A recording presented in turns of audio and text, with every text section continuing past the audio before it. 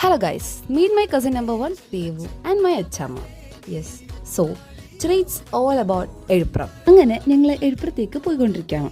എഴുപ്രം അമ്പലത്തിന്റെ ഐതിഹ്യം എന്ന് പറയുന്നത് അത് വായിക്കുന്ന ഒരാൾക്ക് ഭയങ്കര ഇൻട്രസ്റ്റിംഗ് ആയിട്ടുള്ള ഒരു സംഭവമാണ്. അമ്പലത്തിലെ 11 ആനയുടെ പൂരം അത് കാണേണ്ട ഒന്ന് തന്നെയാണ്. എഴുപ്രം അമ്പലത്തിന് ഏകദേശം 2000 വർഷം പഴക്കമുണ്ട്. Anyway, this is my cousin Devu.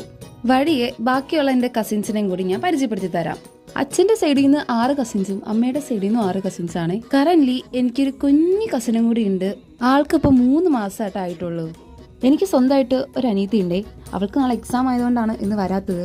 അലേ ദിവസമാണ് ബുക്ക് ഉറക്കുള്ളൂ. പിന്നെ എങ്ങനെയാ? അങ്ങനെ ഞങ്ങൾ ഇതേ ഉത്സവപ്പറമ്പിലെത്തിയേ. ഏകദേശം ഒരു 5 മണി 5:15 5:30 സംതിങ് ആയിട്ടാണ് ഞങ്ങൾ അവിടെ എത്തിയത്. ഇതാട്ടോ ഞങ്ങളുടെ ഉത്സവം. മൊത്തം 11 ആനയുണ്ട് അവിടെ. ഞങ്ങൾ ചെന്നപ്പോൾ തിരക്കൊന്നും ഉണ്ടായില്ല. ബട്ട് അത് കഴിഞ്ഞ് രാത്രി ആയപ്പോൾ ഭയങ്കര തിരക്കായി.